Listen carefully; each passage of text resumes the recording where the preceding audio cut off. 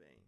Meus amados, sem perca de tempo e sem mais delongas, eu quero compartilhar com os irmãos aqui hoje um ensino da palavra do Senhor, que eu creio que vai ser de muita importância. Eu não sei se será finalizado hoje esse estudo sobre o islamismo, por ser um assunto muito grande. Eu confesso que eu resumi aqui alguns pontos, não coloquei tudo, né, a ser falado aqui. Muitos pontos aqui são sobre a história, né, e a intenção dessa série de estudos que nós estamos começando hoje sobre seitas, heresias, falsas religiões, trazer o máximo possível de informações, né, sobre a história daquela específica religião e também trazer a apologética, que é a resposta bíblica para tal, ok?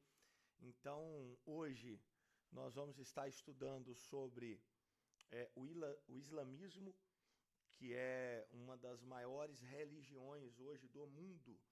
Então, nós vamos estar estudando sobre, até porque eu ouvi muitas perguntas nesses últimos dias sobre o islamismo, né? Ah, pastor, Alá é Deus em árabe, né? Alá é Deus em árabe, então, da mesma forma que God é Deus em inglês.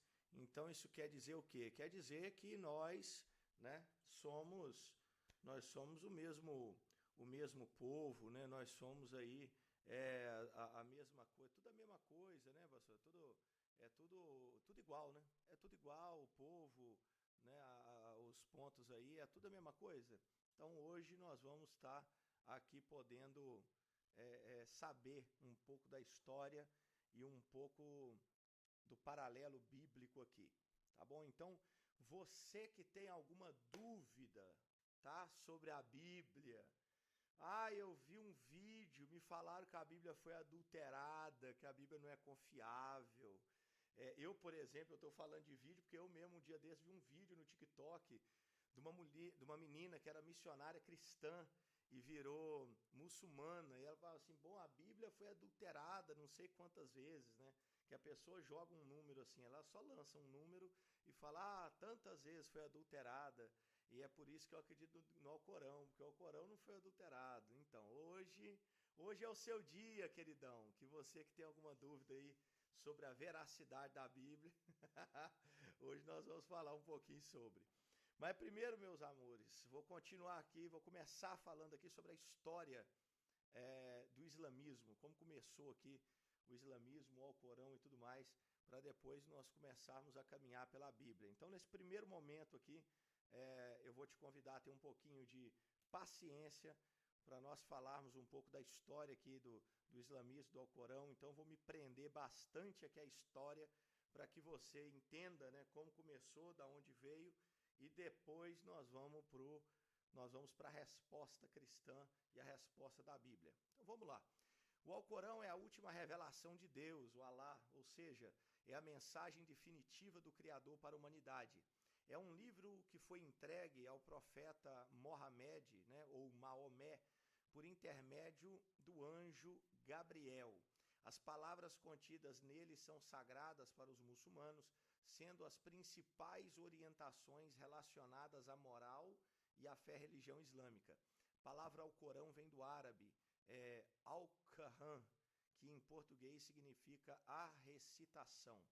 Os primeiros versos do livro começaram a ser revelados ao profeta Mohamed no ano de 609 da era cristã. Anota essa data. 609, aí você coloca D.C. Ou se você quiser escrever completo assim, você põe 609 depois de Cristo, ok? Muito obrigado. E terminou em 632 com a morte do mensageiro de Alá. Então vai lá, ó.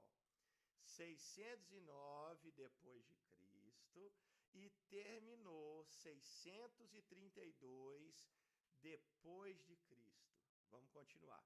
O Alcorão possui 114 capítulos, que é chamado surats, surah.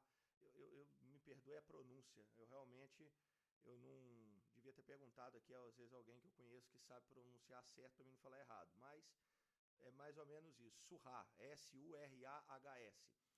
Cada um com um nome diferente. Eles são estruturados em pequenos versículos, de forma semelhante, por exemplo, à Bíblia. No entanto, as escrituras islâmicas não são ordenadas de forma cronológica, pois seguem a ordem dos maiores versos até os menores, com exceção do primeiro. Quem que escreveu o Alcorão? Ao contrário de religiões que afirmam que os livros sagrados foram escritos por homens sob a influência de Deus, no Islã se acredita que o Alcorão é a revelação dada diretamente pelo Criador ao profeta Mohammed, através do anjo Gabriel. Não há nenhum comentário ou palavra que esteja escrito nele que não tenha sido dita senão por Deus. Deixa eu fazer um parêntese aqui para a gente continuar. Prestem muita atenção, vocês que estão nessa aula e que vão ouvir no Spotify, mas muita atenção. Porque eu estou falando que nós vamos fazer uma série aqui de seitas e heresias e falsas religiões. Muita atenção com o que eu vou te falar. Todas as seitas, religiões que nós vamos estudar, perceba, anote e veja. Todas as seitas e religiões, falsas religiões, começaram com uma experiência pessoal. Todas. Quer anotar isso aí? Anota. Todas começaram com uma experiência pessoal. Todas. Irmãos, sujeito vem me falar que teve um sonho, e o sonho está falando algo que a Bíblia não está, fica com a Bíblia. Sujeito teve uma visão, que está, nossa, e na visão, e eu tive uma visão de Deus, e Deus falou comigo assim, pode, não larga a Bíblia, faça aquilo. Saiu da Bíblia, larga a visão, fica com a Bíblia. Todas as seitas que nós vamos estudar, Testemunho de Jeová, Mórmon, Espiritismo, você vai ver, todas. Aqui o islamismo é um caso. Começou com o quê? Uma experiência pessoal. Querido, eu fico muito feliz se Deus te der uma experiência com Ele. Mas se ela não estiver pautada na Bíblia, me perdoa, mas eu vou ignorar com sucesso. Então vamos continuar aqui.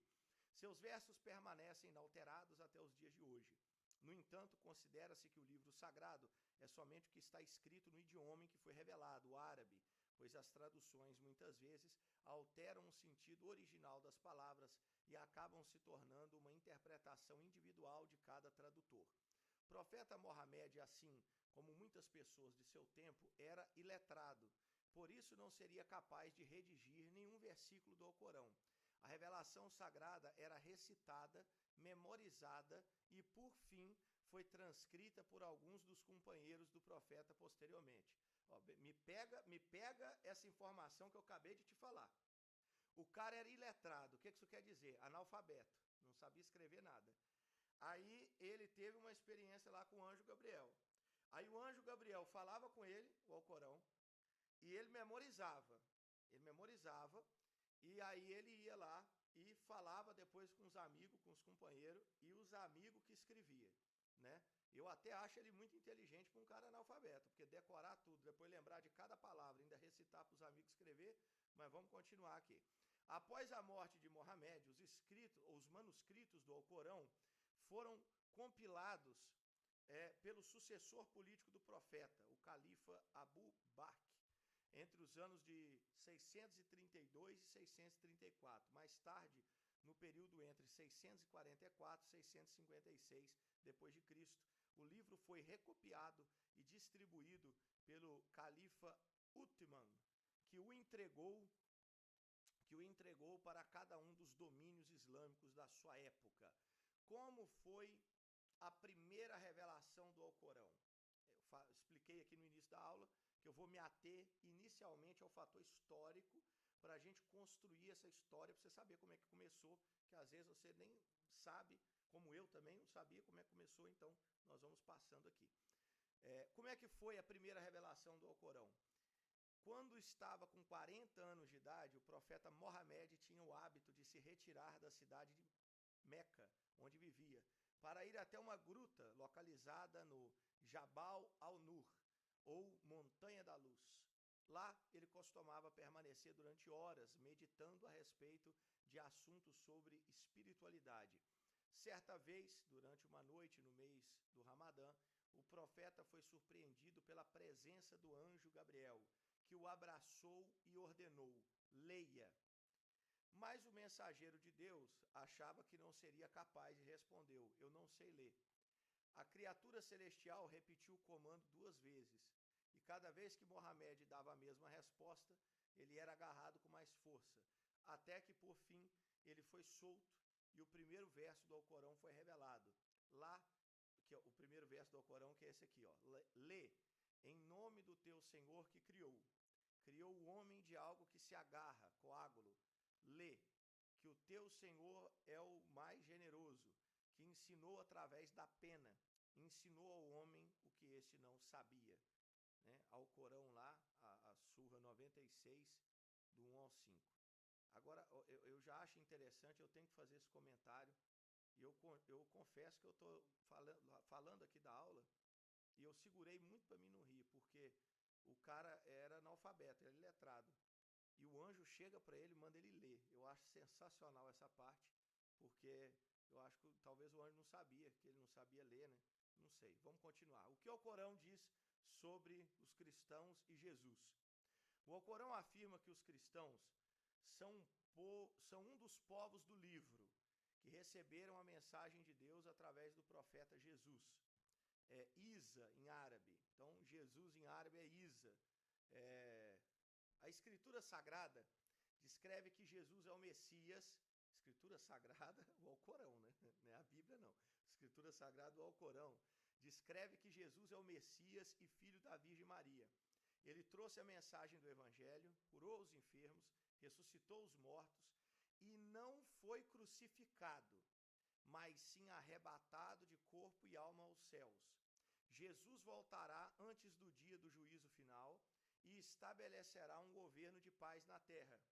Alguns discípulos e seguidores do Messias lhes atribuíram divindade, dizendo que ele era o Filho de Deus. O Alcorão corrige essa afirmação e diz que o Criador do universo não tem pai ou filhos, pois não é homem. Portanto, o Islã diz que Jesus foi um profeta obediente, que operou diversos milagres, mas somente porque Deus permitiu que ele o fizesse. Tá? Eu vou voltar já aqui nessa questão do Jesus ressuscitado. Né?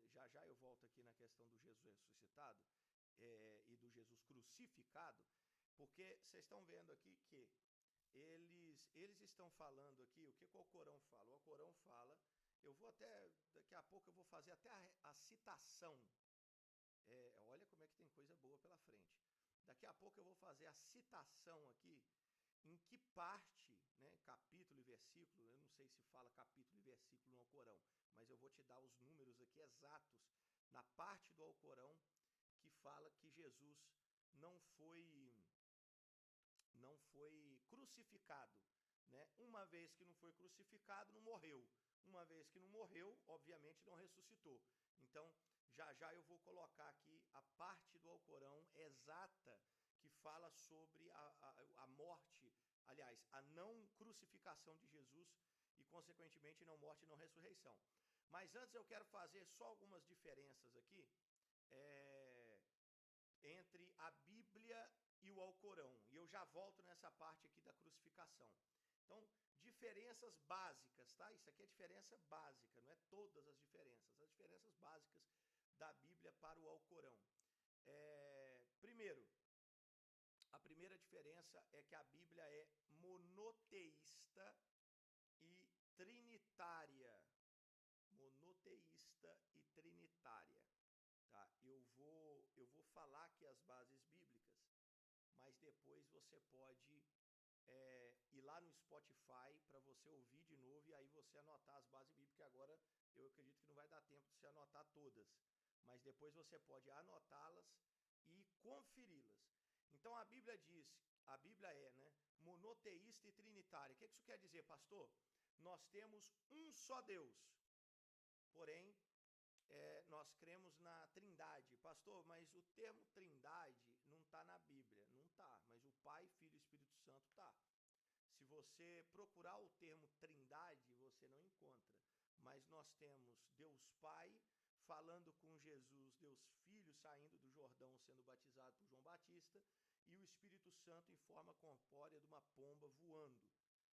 Você vê a trindade expressa em vários momentos, ou se você não quiser usar trindade, ok, tudo bem, você pode colocar o Pai, o Filho e o Espírito Santo, ou Deus triuno, também são pontos aqui que você pode colocar. Então você vê em vários momentos da Bíblia os três, digamos assim, aparecendo, ok? Então, pastor, mas nós somos monoteístas, acreditamos num só Deus, ok. Como é que são três, então? São três deuses? Não são três deuses. Mas então tem três cabeças? Não são três cabeças. Então, como falar, como resolver o paradoxo da trindade? Você entende a trindade quando você... Entende é uma palavra muito forte, mas você começa a aceitar melhor a trindade quando você começa a imaginar que ele tem três personalidades que são diferentes entre si, porém, uma essência, é uma deidade e uma divindade. Vou dar exemplos bíblicos. A Bíblia diz que quando eu caso com a minha esposa, eu continuo sendo dois? Não, a Bíblia fala assim, casou, agora é uma só carne. Ok. Quer dizer que deixou de ser dois? Quer dizer que agora, quando eu caso, quando eu coloco a aliança assim no dedo da Michele, aí, de repente, a gente teve uma fusão, igual tinha nos desenhos animados, né? A fusão. Aí a gente tem uma fusão e nós dois viram um corpo só e nós ficamos andando só um na rua. Quer dizer isso? Não. Então, em personalidades, nós somos dois. Mas depois de casado, nós somos uma só carne. Vou te dar outro exemplo. Jesus é o cabeça da igreja. E a igreja é o seu corpo. No momento que a pessoa crê em Cristo, ela entra no corpo de Cristo. Entrou no corpo de Cristo, deixou de ser pessoa? Não, continua sendo uma pessoa. É o João, é o José, é a Fátima, é a Angélica, é a Maria, é o Pedro. Então, tem personalidades, tem pessoas. Ah, então tem vários corpos de Cristo? Não, é um corpo. Mas não deixa de ter a personalidade. É um Deus, mas não deixa de ter três personalidades. É um só corpo depois do casamento, mas não deixa de ter as duas personalidades. Então, esse é o ponto aqui do monoteísta trinitário ou trinitária. Os textos que eu falei que ia citar para você ler depois em casa, ouve depois no Spotify e anota, é Isaías 43:10, Isaías 44, do 6 ao 8, Mateus capítulo 28:19, 2 Coríntios 13:14, e lá no Alcorão, o Alcorão, ele é monoteísta, né? Porque ele acredita só em Alá. A referência é a Surra 5:73, 112, do 1 ao 4. E ele nega a trindade, né? Surra 5:73. Na Bíblia, Jesus é Deus encarnado. Onde que eu encontro isso? Colossenses capítulo 2, versículo 9. Isso aqui eu vou abrir com você. Colossenses capítulo 2, versículo 9. Colossenses, deixa eu pegar aqui. Colossenses capítulo 2, versículo 9. Colossenses capítulo 2, versículo 9. Palavra do Senhor. Eu vou ler o 8. Vamos ler o 8? Tende cuidado para que ninguém vos faça presa sua, por meio de filosofias e vãs sutilezas, segundo a tradição dos homens, segundo os rudimentos do mundo, e não segundo Cristo, porque nele habita corporalmente toda a plenitude da divindade. Nossa, eu vou ler esse 9 de novo, que isso aqui faz o inferno tremer. Porque nele habita corporalmente toda a plenitude da divindade. Eita glória! Então, a Bíblia coloca Jesus como Deus encarnado. Lá no Alcorão, Jesus não é Deus. Está lá Surra 5, 17 e 75. Na nossa Bíblia, Jesus foi crucificado, ok? Jesus foi crucificado. Isso está em 1 Pedro, capítulo 2, versículo 24. 1 Pedro, eu também vou abrir essa daqui com você, hein? 1 Pedro 2, 24. Quem tiver com a Bíblia aí, pega, meu amigo. 1 Pedro 2, 24. Levando ele mesmo em seu corpo os nossos pecados sobre o madeiro, para que, mortos para os pecados, pudéssemos viver para a justiça, e pelas suas feridas fostes sarados. Ó, os nossos pecados sobre o madeiro, ou seja, ele morreu morte de cruz. Lá no Alcorão, Jesus não foi crucificado. A citação é Surra 4, 157. Já eu vou ler aqui de novo o que fala lá no Alcorão sobre Jesus não ser crucificado. Vamos lá, a Bíblia fala que Jesus ressuscitou dos mortos, né? Isso está lá em João, capítulo 2, 19 e 20. Tá? João, capítulo 2, 19 ao 20. Lá no Alcorão, Jesus não ressuscitou, né? Igual eu falei, se ele não foi crucificado, não morreu, se não morreu, não ressuscitou. Na nossa Bíblia, Jesus é o Filho de Deus, Marcos capítulo 1, versículo 1. Marcos capítulo 1, versículo 1. Lá no Alcorão, Jesus não é Deus. A referência é a Surra 9.30. Na nossa Bíblia, o Espírito Santo, terceira pessoa da Trindade, ele dá testemunho de Cristo. João capítulo 14, versículo 26. Eu também vou abrir essa daqui com você, hein? Ó, João 14, 26, e já deixa aí no pente 15, 26, de João também. Então vamos lá, João capítulo 14. Essa aula aqui, meu amigo, surra de Bíblia, hein? Ó, João 14, 26. João 14, 26.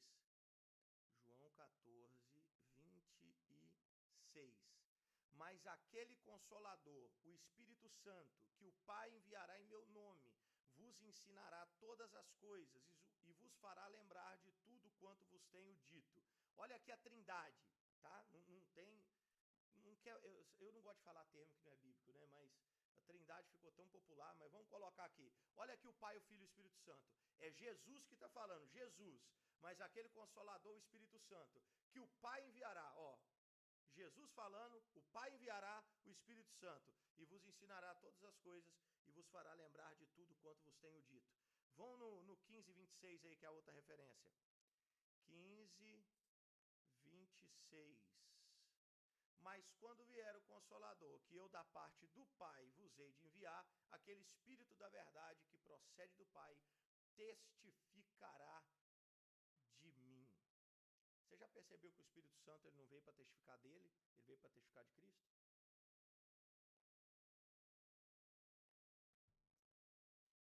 Então, esse é o texto bíblico que coloca a Bíblia testificando do Espírito Santo sobre a terceira pessoa da Santíssima Trindade, que dá testemunho de Cristo. No Alcorão, o Espírito Santo é o arcanjo Miguel. O arcanjo Gabriel. Então, no Alcorão, o Espírito Santo é o arcanjo Gabriel. Isso está na Surra 297, 16, 102. Na Bíblia, a salvação é pela graça através da fé. Oh, glória! Salvação é pela graça através da fé. Isso está na carta de Paulo aos Efésios, capítulo 2. Essa aqui eu vou ler com vocês também, viu?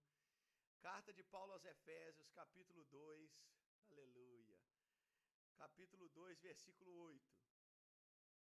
A palavra do Senhor diz assim: pois pela graça sois salvos, por meio da fé. E isso não vem de vós, é dom de Deus. Aleluia.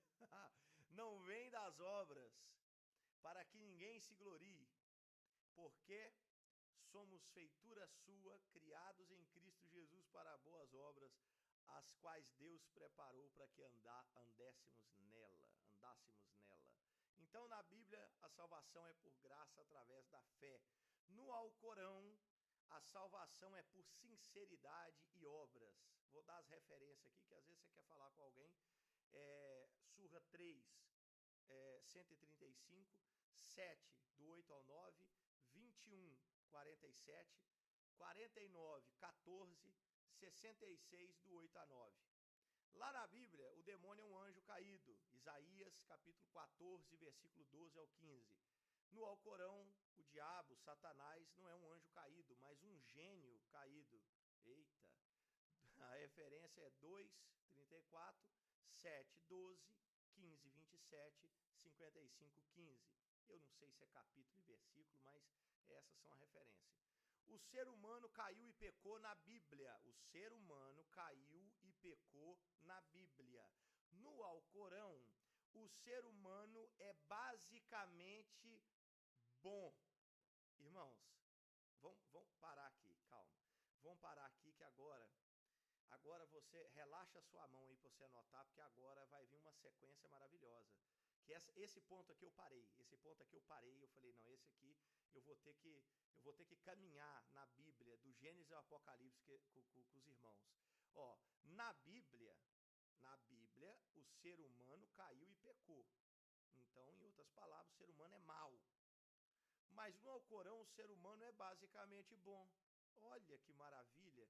E talvez alguém que está aqui nessa aula, ou alguém que vai ouvir no Spotify, tenha a mesma opinião, que o ser humano é bom, que o ser humano consegue fazer o bem, que o ser humano é um sujeito, né, da hora, agradável, né? Não, se eu quiser fazer o bem, eu faço. Se eu quiser, né, buscar a Deus, eu busco. Se eu quiser ser santo, eu vou ser santo. Se eu quiser caminhar até Deus, eu caminho, né? Eu sou uma pessoa muito maravilhosa. Então nós vamos ver agora aqui o quão bom a Bíblia fala que o ser humano é. Irmão, isso é uma doutrina, que assim, sabe, refrigera minha alma. Meu irmão, faz o sangue até correr mais limpo na minha veia. Isso é uma doutrina que me oxigena o espírito. Ó, eu vou começar a citar os versículos aqui com você. Gênesis capítulo 6, versículo 5. Começa a anotar aí, ou abrir a sua Bíblia, para você acompanhar os versículos aqui, né, que a Bíblia fala que nós somos muito bons. A Bíblia fala que nós somos muito bons, nós somos um docinho. Então, ó, Gênesis capítulo 6, versículo 5. E viu o Senhor que a maldade do homem se multiplicara sobre a terra, e que toda a imaginação dos pensamentos do seu coração era só má, continuamente. Gente, mas nós somos bons. Como assim? Deus falou que a imaginação dos pensamentos do coração era só má, mas não tinha ninguém bom? Mentira. Vamos mais aqui, Gênesis 8, 21. Anota aí, meu irmão. Gênesis 8, 21. Isso é bom demais, gente. E o Senhor sentiu o suave cheiro, e o Senhor disse em seu coração: não tornarei mais a amaldiçoar a terra por causa do homem, porque a imaginação do coração do homem é má desde a sua meninice. Quem tornarei mais a ferir, nem tornarei mais a ferir todo vivente como fiz. Ó, Gênesis 8, 21. Porque a imaginação do coração do homem é má desde a sua meninice. Olha aí, gente. Inclusive, quem defende aí que a criança não nasce pecadora, né, que ela se torna pecadora, tá aí um bom versículo para você, porque eu não sei se você sabe, mas um recém-nascido, ele não nasce anjo, para depois ele virar humano. Ele nasce humano. E se ele nasce humano, ele nasce depravado, destituído da glória de Deus, e ele ainda não tem obras de pecado, mas ele já é um pecador. Ele já nasce pecador. Ele não nasce puro, perfeito e santo. Ele nasce pecador, ainda sem obras de pecado. Desde a sua meninice, desde o seu início, desde o seu começo. Ô pastor, mas peraí. Jesus falou, deixa vir os pequeninos, porque dele é o reino do céu. Vê o contexto dos textos, se Jesus está falando de santidade ou se Jesus está falando da malícia das crianças. Confere no texto lá se ele está falando de santidade, salvação ou de coração sem malícia. Depois você me fala. Então vamos lá, Jó, capítulo 14, versículo 4. Jó, capítulo 14, versículo 4. Essa aula está muito polêmica, hein? Quem do imundo tirará o puro? Ninguém. Eita, ninguém? Que isso? Mas eu sou tão bom. Salmos, capítulo 51, versículo 5. Salmos, capítulo 51, versículo 5. Eis que em iniquidade fui formado, e em pecado me concebeu a minha mãe. Olha, mas as crianças que nascem santa, em pecado me concebeu a minha mãe? Irmãos, o homem, ele nasce destituído da glória de Deus em pecado. Essa doutrina da depravação total, ela me apetece a alma, ela me floreia, meu irmão, meu coração chega, pulsa mais alegre, porque essa doutrina esmaga o merecimento do homem, esmaga qualquer um que acha que é bom, que é capaz, que é suficiente. Se o homem conseguisse, pela sua bondade e capacidade própria, subir até os céus pela sua bondade, não precisava de Cristo descer de lá e fazer por mim algo que eu não daria conta de fazer. Se Jesus morreu por mim na cruz, é porque eu não daria conta de morrer, eu não daria conta de obedecer, eu não daria conta de ir para o céu. Se Jesus precisou tomar a minha culpa, é porque eu, como culpado, não conseguiria me absolver. Então, olha para você ver, aí alguém vai falar, tem uma história aí, pastor, que eu ouvi nos quadrinhos da Marvel, que Davi, ele foi fruto de um adultério, por isso que ele nasceu ruivo, diferente dos irmãos. Irmão, me dá o texto bíblico que fala isso. Me passa os textos bíblicos aí, que colocam um homem que coloca Davi como fruto de adultério. Me dá os textos bíblicos aí, que ele nasceu ruivo porque era fruto de adultério. Tem esses textos bíblicos? Não, não tem versículo bíblico sobre isso. Todo mundo que nasce ruivo em Israel é fruto de adultério? Esaú e Jacó mesmo, Esaú era ruivo, era peludo e ruivo. Jacó não tinha muito cabelo, era pelado. E aí, então, Esaú, os dois é gêmeo, nasceu junto. Então, Esaú era ruivo, era fruto de adultério. E Jacó não, Jacó aí era filho de Isaac. Uai, meu irmão, por favor, né? Então, vamos lá. Em iniquidade fui formado e em pecado me concebeu a minha mãe. Eclesiastes, capítulo 7, versículo 20. Anota aí, por gentileza. Eclesiastes, capítulo 7, versículo 20. Eita glória. Meu irmão, se eu conseguir fazer você entender e você sair dessa aula aqui entendendo que tudo que nós temos na nossa vida é graça, misericórdia e um amor incondicional, porque não tem nada que presta na gente. Tudo é graça, misericórdia e amor incondicional. Eu já estou satisfeito por hoje. Se você sair dessa aula, dobrar o joelho no seu quarto e falar, meu Deus, me perdoa, eu realmente, eu não sou merecedor de nada, mas a tua graça me basta. Eu já estou feliz com a aula de hoje. Eclesiastes capítulo 7, versículo 20. Na verdade, que não há homem justo sobre a terra que faça o bem e nunca peque. Eu vou ler de novo, que isso aqui é música para os ouvidos. Na verdade, que não há homem justo sobre a terra que faça o bem e que nunca peque. Isaías, capítulo 64, versículo 6. É Bíblia, meu irmão, é para todo lado. É para o pequeno, para o grande e para o adulto. Isaías 64, versículo 6. Mas todos nós somos como um imundo, e todas as nossas justiças como trapo da imundícia, e todos nós murchamos como a folha, e as nossas iniquidades como um vento nos arrebatam. Eita! Você sabe o que Isaías está falando aqui de trapo de imundícia? Você sabe o que quer dizer trapo de imundícia aqui?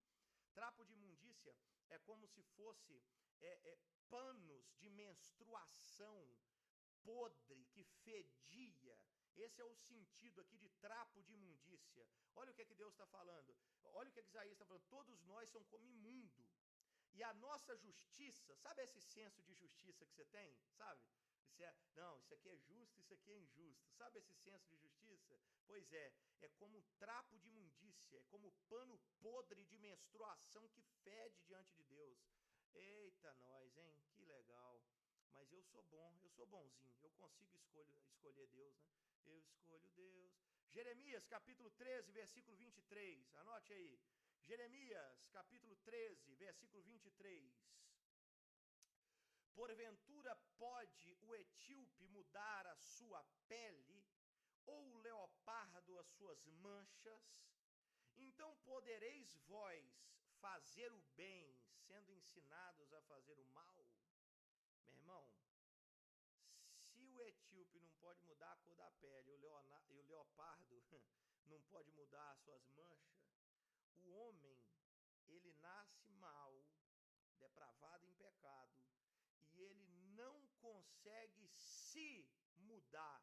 Uai, pastor, então como é que a gente é mudado? Aí sim, pelo Espírito Santo de Deus, pelo poder da obra regeneradora de Cristo, pelo poder da graça do Senhor. Agora, sem o Espírito Santo, sem a graça, sem a justificação, sem a regeneração, tu não muda nada. Você já viu? A pessoa está lá no mundo, vivendo em pecado. Se o Espírito Santo não agir, o sangue de Jesus lavar, Jesus ir lá resgatar a pessoa vai morrer em pecado. A pessoa vai morrer numa vida desraigada e longe de Cristo. Então, vamos mais? Tem mais? Vai ter mais, pastor? Vamos, tem mais. Eu nem cheguei no Novo Testamento ainda. Agora que eu vou chegar. João, capítulo 5, versículo 42. João, capítulo 5, versículo 42. Mas bem vos conheço que não tendes em vós o amor de Deus. É lógico que não tem o amor de Deus. O homem, se ele por si só, ele não tem nada. O pecado depravou. Pastor, como é que esse negócio de pecado depravou? Vou te dar umas explicação top aqui agora. Ó. Romanos, capítulo 3, versículo 10 e 11. Romanos, capítulo 3, versículo 10 e 11. Isso aqui agora é lindo, hein? Olha aqui, que maravilha. Como é que eu sou bom? Eu sou bom, eu consigo. Ó. Como está escrito, não há um justo, nenhum sequer, não há ninguém que entenda, e não há ninguém que busque a Deus. Aê, meu irmão. E aí? Não há ninguém que busque a Deus. E você acha que foi você que foi buscar a Deus para estar hoje na igreja? Você acha que foi você que foi atrás de Jesus? Você acha que foi você que queria mudar de vida? Você acha que foi você que falou assim, tô cansado dessa vida, dessa vida de pecado, eu acho que eu vou para a igreja. Não há um justo, nenhum sequer. Não há ninguém que entenda. Mas é porque eu ouvi a palavra de Deus. Não há ninguém que entenda. E não há ninguém que busque a Deus. Meu amado. Se Deus não for atrás de mim, de você, não pense você que você é bonzinho não, viu? Porque isso não é pensamento da Bíblia não, é do Alcorão. Romanos, capítulo 7, versículo 18 e versículo 23. Anote aí, Romanos, capítulo 7, versículo 18 e versículo 23. Porque eu sei que em mim, isto é, na minha carne, aqui, na minha carne não habita bem algum, e com efeito o querer está em mim, mas não consigo realizar o bem. Meu Deus, gente, isso aqui, ai que alegria. Versículo 23, mas vejo nos meus ombros outra lei, que batalha contra a lei do meu entendimento, e me prende debaixo da lei do pecado que está nos meus membros. É por isso que antes de Cristo tu é escravo do pecado. Tu é escravo, eu sou escravo do pecado. Aí quando Jesus me liberta, aí eu já não sou mais escravo do pecado, eu sou escravo de Cristo. Então, olha só, versículo 18. Olha que lindo, olha que doce. Porque eu sei que em mim, isso é, na minha carne, não habita bem algum. E com efeito, o querer está em mim. Pausa. O querer está em mim. Pausa. O que isso quer dizer? O querer está em mim, eu quero, eu decido, né? Deus permite eu decidir, tomar decisões na minha vida, né? Alguns vão chamar de livre-arbítrio, outros vão chamar de livre agência. Eu decido, o querer está em mim. Aí Paulo continua, mas não consigo realizar o bem. Você sabe o que isso quer dizer? Sem Deus agir na sua vida, você decide, sempre para o mal. Tudo que você decide para o bem, nessa carne, é Deus agindo na sua vida. Se Deus não agir na sua vida, você não decide para o bem, você não age para o bem, você não move para o bem. Se Deus não agir na sua vida, você vai sempre ir para o mal. Nós estamos sempre inclinados para o mal. Ah, eu não acredito nisso não. Então abre aí Romanos capítulo 8, versículo 7. Romanos capítulo 8, versículo 7. Romanos 8, 7. Porque a inclinação da carne é inimizade contra Deus, porque não é sujeita à lei de Deus, nem em verdade o pode ser. Ó, irmão, não fica com raiva de mim não, viu? É a Bíblia, tá? É a Bíblia que está falando. A inclinação da carne, olha para onde que nós estamos inclinados pela carne. Ó, a carne, olha para onde que a carne está inclinada. Para inimizade contra Deus. Ó, então assim, tá? Eu sei que talvez você chegou aqui com um pensamento parecido com o do Alcorão. Eu sou bom, eu sou capaz, eu consigo escolher a Deus, eu decido pro bem, né? O Espírito Santo não precisa ficar movendo na minha vida assim toda hora. Eu quero fazer o bem, eu faço o bem, né? Eu quero, eu posso. Pois é, pode não. Deus deixa você decidir. Toda vez que Ele deixa você decidir sozinho, você erra, eu erro. Eu escolho o mal, eu escolho a carne, eu escolho o pecado. Agora, e às vezes que eu escolho orar, e às vezes que eu escolho jejuar, e às vezes que eu escolho ler Bíblia, se eu escolher alguma coisa que é de Deus, é porque Deus está movendo a minha vida. Se Ele não mover, eu escolho o mal. Que isso, pastor? É verdade, é verdade. Você quer outro texto? Efésios capítulo 2, versículo 3. Anota aí, Efésios capítulo 2, versículo 3. Efésios 2, 3. Entre os quais nós também antes andávamos nos desejos da nossa carne, fazendo a vontade da carne e dos pensamentos, e éramos por natureza filhos da ira, como os outros também. Uai, tá vendo? Como é que antigamente, antes de Deus agir na sua vida e na minha vida, o que a gente era? Andava na vontade da carne, no desejo da carne, na vontade dos pensamentos, e por natureza a gente era filho da ira. Sem Jesus, meu amigo, é filho da ira. Não tem. Ah, pastor, mas ainda bem que eu decidi, né? Eu decidi me arrepender dos pecados. Ah, foi você que quis arrepender? Então abre aí, 2 Timóteo, capítulo 2, versículo 25 e 26. 2 Timóteo, capítulo 2, versículo 25 e 26. Instruindo com mansidão os que resistem, a ver se porventura Deus lhes dará o arrependimento para conhecerem a verdade. Peraí, calma aí, calma aí. Vou ler de novo o 25, depois eu vou para o 26. Ó, vou ler de novo o 25, porque às vezes a gente vai muito rápido assim, passa meio batido. Então vou ler de novo. Isso é Paulo falando com Timóteo. Instruindo com mansidão os que resistem, a ver se porventura Deus lhes dará arrependimento para conhecerem a verdade. Ué, mas não é você que se arrepende? Mas parece que a Bíblia está falando que é Deus que dá o arrependimento. Vamos para o 26. E tornarem a despertar, desprendendo-se dos laços do diabo, em que a vontade deles estão presos. Irmãos, que maravilha, que lindo. Uma doutrina bíblica que acaba com o ego humano, que massacra com o ego humano, com a vanglória, com a soberba.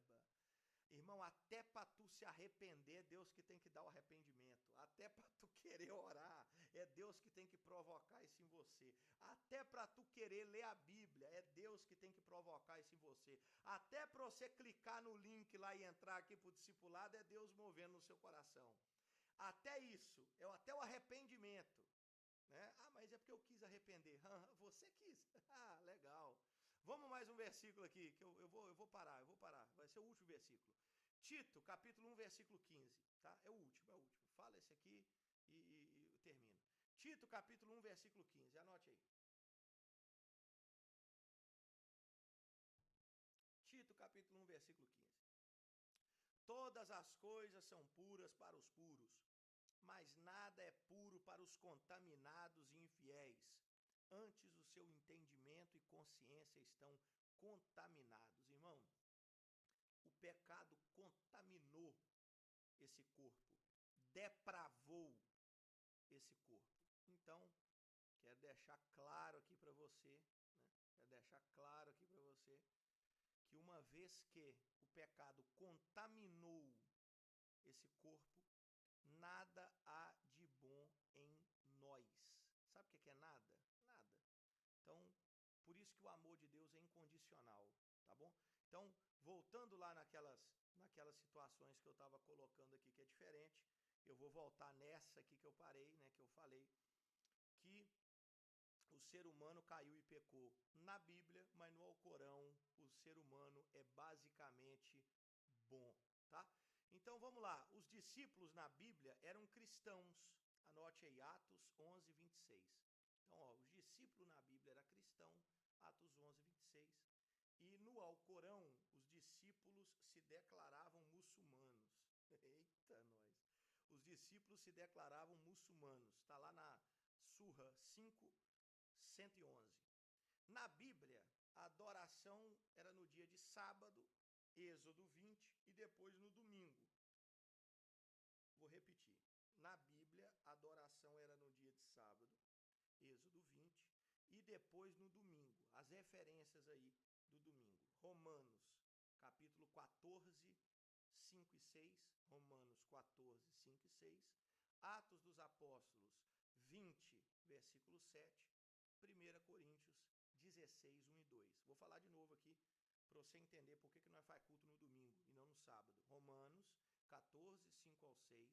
Atos 20, versículo 7. 1 Coríntios 16, 1 ao 2. No Alcorão, a adoração é na sexta-feira. Surra 62, referência 9. Na Bíblia, os milagres são vários registrados. Vários. De Cristo, então, né? É só você ler os evangelhos que você vai ver milagre lá para tudo quanto é lado. E você pode anotar aí também 1 Coríntios 15, versículo 3 ao 5. 1 Coríntios 15, versículo 3 ao 5. E no Alcorão, nenhum milagre é registrado, exceto o próprio Alcorão. Olha, nenhum milagre é registrado, exceto a revelação do Alcorão. Que coisa. Vou te dar um detalhe aqui também de lambuja. Jesus ele foi pré-anunciado, o seu nascimento, 700 anos antes dele nascer. Eu vou ver se na próxima aula eu trago as referências das profecias de Cristo no Antigo Testamento, tá? Próxima aula, que hoje não vai dar tempo não, pelo caminhar aqui não vai dar tempo não. Mas eu vou ver se eu trago aqui no próximo Spotify as referências bíblicas sobre as profecias de Cristo, aonde Cristo nasceria, que ele nasceria de uma virgem, como ele nasceria, o que aconteceria quando ele nasceria. Eu estou te falando de 700 anos antes. E Mohamed, teve isso, pastor? Não, Mohamed simplesmente chegou, simplesmente apareceu. Então, na próxima aula, eu vou colocar aqui as referências para vocês sobre a vinda de Cristo, mas o Mohamed não teve isso. Mohamed, ele estava lá, de repente começou a ver anjo na gruta, e aí teve a revelação do Alcorão. Na Bíblia, inúmeras profecias, inúmeras, né? Se eu for citar aqui profecia de profeta, nós vamos passar uma vida, mas eu vou te dar duas aqui. Isaías 53, Miqueias 5, capítulo 5, versículo 2. Então, Isaías 53, Miqueias 5, capítulo 2. Se não me falha a memória, essas duas são até de Cristo, hein? Isaías 53 e Miqueias 5, 2. São de Cristo. Mas próxima aula eu vou trazer mais completo, tá? E no Alcorão não há profecias. No Alcorão não há profecia, enquanto a Bíblia tem profecia no Antigo Testamento para tudo quanto é lado, no Alcorão não há profecias. Quem que fez essa comparação aqui, eu vou dar a fonte, viu? É um sujeito aqui que chama Matt, ou deve ser Matt, né? Slick, que é o presidente e fundador do Christian Apologetics, e em inglês vai ser uma maravilhosa, né? Mas ele é bacharel em Ciências da Religião e mestre em Apologética pela Westminster Theological Seminary, então em Califórnia. Então, é ele que dá essa referência aqui sobre o Alcorão para nós, tá? Eu vou falar aqui agora sobre a ressurreição de Jesus, porque eu falei que o Alcorão afirma que Jesus não morreu na cruz, ou seja, ele não foi crucificado. Insiste em dizerem que Deus fez parecer aqueles que tentam matar a Jesus que eles o crucificaram, mas que ele realmente não foi para a cruz. Em vez disso, ele foi arrebatado para Deus. Tudo isso vem de apenas uma breve passagem do capítulo 4 da Surra, que é a que eu citei ali em cima, né? Que é a Surra 157 e 158. Então, a passagem do Alcorão que fala que Jesus não foi ressuscitado, que não foi crucificado, perdão, passagem do Alcorão que fala que Jesus não foi crucificado, é Surra capítulo 4, versículo, nem sei se é versículo que fala, mas é o 157, 158. E fala assim, ó, a citação do Alcorão. E por dizerem, matamos o Messias, Jesus, filho de Maria, o mensageiro de Deus, embora não sendo, na realidade, certo que o mataram, nem o crucificaram, senão que isso lhes fora simulado. E aqueles que discordam quanto a isso estão na dúvida, porque não possuem conhecimento algum, abstraindo-se tão somente em conjecturas, porém, o fato é que não o mataram, outros sim, Deus fê-lo ascender até ele, poderoso, prudentíssimo. Então, ó, essa é a citação do Alcorão que fala que Jesus não foi crucificado, nem muito menos matou, mas ele foi levado, né? Ele ascendeu até Deus. Então eu vou dar aqui algumas referências bíblicas para você, mas se você falar de referência bíblica com algum islâmico, por exemplo, ele vai falar assim, mas isso aí foi adulterado. Então, eu vou só vou colocar aqui para dar base aqui para a gente. 1 Pedro capítulo 3, versículo 18. 1 Pedro capítulo 3, versículo 18 fala assim, porque também Cristo padeceu uma vez pelos pecados, o justo pelos injustos, para levar-nos a Deus, mortificando na verdade na carne, mas vivificado pelo Espírito. Outra referência, Hebreus capítulo 9, versículo 28. Assim também Cristo, oferecendo-se uma vez para tirar os pecados de muitos, aparecerá a segunda vez sem pecado aos que o esperam para salvação. O próprio Jesus, irmãos, ele disse assim, porque isso é o meu sangue, o sangue do Novo Testamento que é derramado por muitos para a remissão dos pecados. Mateus capítulo 26, versículo 28. E predito explicitamente que o Filho do Homem deve sofrer muitas coisas e ser rejeitado pelos anciãos e principais sacerdotes e escribas, e ser morto, e ser ressuscitado no terceiro dia. Isso está lá em Lucas, capítulo 9, versículo 22. Lucas, capítulo 9, versículo 22. Então, te dei as referências bíblicas aí, que Jesus falando que o sangue seria derramado, Jesus falando que ele tinha que sofrer, Jesus falando que ele tinha que morrer, Jesus falando que ia ressuscitar. Só que se você falar, por exemplo, com uma pessoa lá, né, um islâmico, alguma coisa do tipo, ele vai falar assim, mas a Bíblia, né, ela foi adulterada, está certo, é o Alcorão. Então é o seguinte, você lembra que eu falei para você anotar aí a data do Alcorão? A data do Alcorão, né, que nós anotamos aí, vou colocar aqui século 6, né? 609, 620, 630, 600 e lá vai alguma coisa. Eu vou citar aqui Flávio Josefo. Flávio Josefo. Quem que foi Flávio Josefo? Foi um escritor historiador judeu que viveu no ano 37 depois de Cristo. Irmão, calma. Jesus viveu, né? Jesus viveu e ele morreu no ano 33 e meio, né? Que o ministério dele durou 3 anos e meio. Então ele viveu 33 anos e meio. Então Jesus morreu no ano 33 e meio. O Joséfo aqui nasceu no 37. Olha como é que está pareado. Ele morreu no 33,5, Joséfo nasceu no 37. Morreu no 103, ano 103 depois de Cristo. O seu pai era sacerdote, a sua mãe era descendente da casa real asmoneana. Ele foi muito bem instruído nas culturas judaica e grega. Qualquer estudante da Bíblia encontra em Flávio Joséfo descrições minuciosas de personagens dos evangelhos, de Atos dos Apóstolos, tais como Pilatos, Agripa, Herodes, que é tudo daquela época. A história desses personagens, inúmeros personagens do mundo greco-romano, relatados na obra que ele escreveu, receberam surpreendente confirmação com as recentes descobertas de Qumran e Massada, em Israel, as quais conferiram aos relatos de Joséfo uma credibilidade ainda maior. Vamos ver o que Joséfo falou? Não é cristão não, viu? Flávio Joséfo não é cristão não. Flávio Joséfo é historiador. Então, se eles falam que a Bíblia não é confiável, a Bíblia foi adulterada, então vamos pegar um historiador daquela época, que é Flávio Joséfo. Eu tenho o livro dele aqui em casa.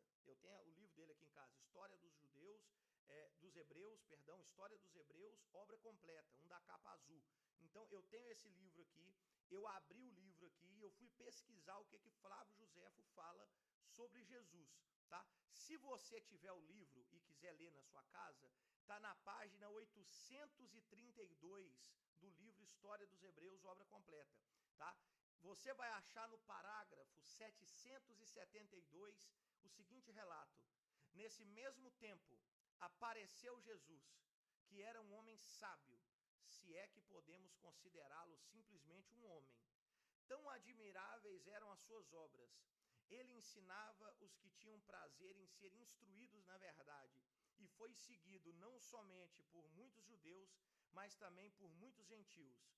Ele era o Cristo. Isso aqui é Flávio José que está falando, o cara não é crente. Ele era o Cristo, os mais ilustres da nação acusaram-no perante Pilatos, e esse ordenou que o crucificassem.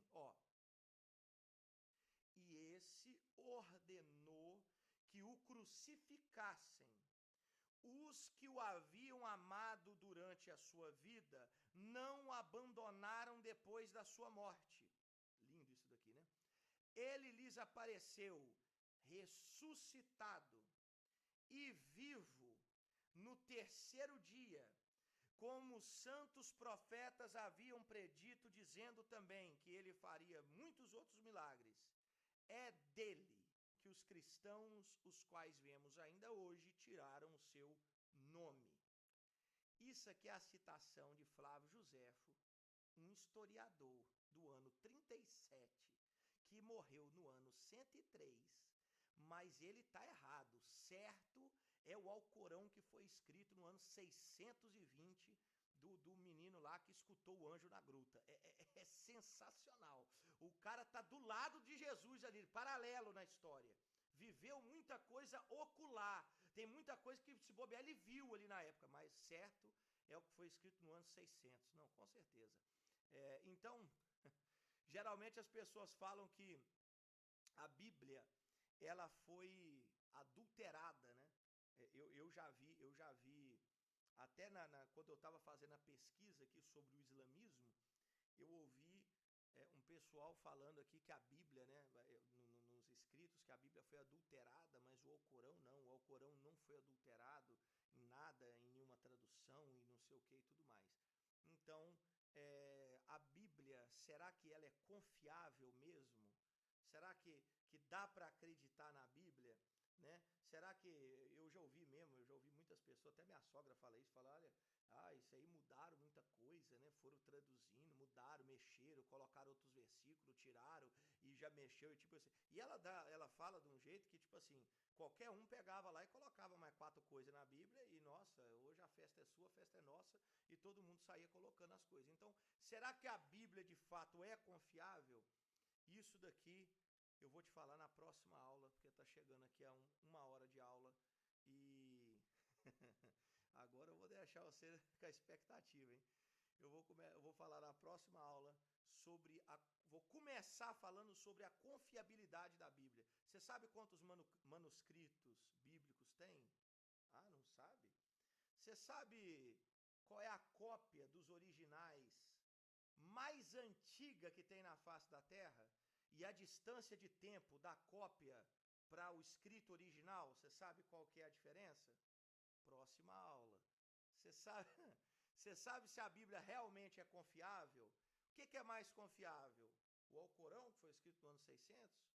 Então, próxima aula, nós vamos falar sobre isso e nós vamos continuar falando mais alguma coisa sobre o islamismo, tá? Que Deus te abençoe, que essa aula tenha sido bênção para a sua vida, em nome do Senhor Jesus. Amém?